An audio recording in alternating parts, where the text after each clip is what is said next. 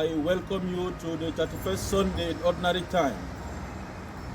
Today, like every other day, today we hear in our first reading, Moses calling on the people of Israel to not only keep the law, but to instruct their children and children's children to the next generation to keep the law of God and to love God, that they should have the fear of God in them.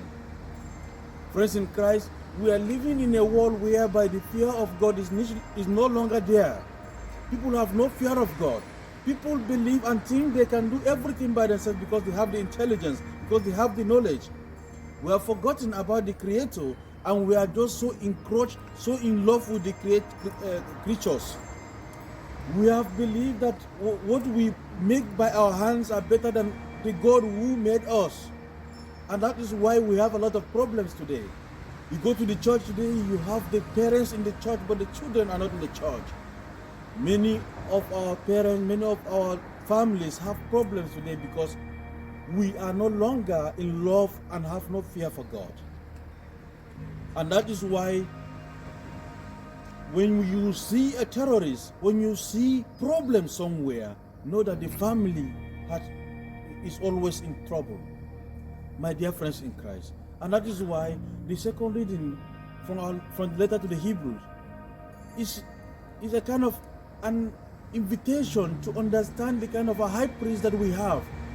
This high priest is Jesus Christ, and this high priest is not like every other priest who offers sacrifice for his own sin and for others. No, this high priest offers himself, his body and blood for the salvation of others. Is a sacrifice.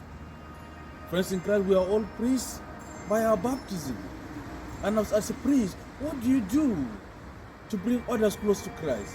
What sacrifice do you do to bring others close to understanding of God?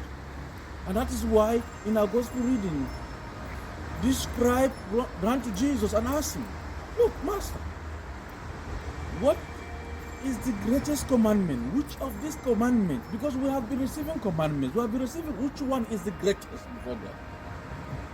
Jesus said to him, "The love of God is the first, and the love of neighbor." And my dear friends in Christ, the whole of this is being summarized as love. When you love your neighbor, you will not steal from him. When you love your neighbor, you will not cheat him. When you love God, you will keep his commandment. So love carries all. Love moves with everything. And the question today is, do you love your neighbor? Who is this your neighbor? That hungry person sitting near to you. That sick person in the hospital who has no one to pay their bill. Those children who are moving on the street who have no one to pay their school fees. That neighbor of yours who is passing through difficulty because he is neglected and rejected. These are your neighbors.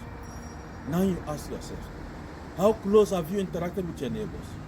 Some of these our neighbors just need a listening ear from us, just to hear them. Others just need prayers from us. Others need food from us. Others need drink from us. They want to drink water from us. Others need the clothes that we are no longer using. You have them packed filled in your own wardrobe, in your own drawers. Why not pick one of these clothes and give some of these your neighbors? The time is now, it's not tomorrow. And that's what the psalmist said, "Lord, I love you, Lord, because you are my strength." And if we love the Lord because he is our strength, may we go out today and show this love to others. May we love God, may we keep his commandment now and forever.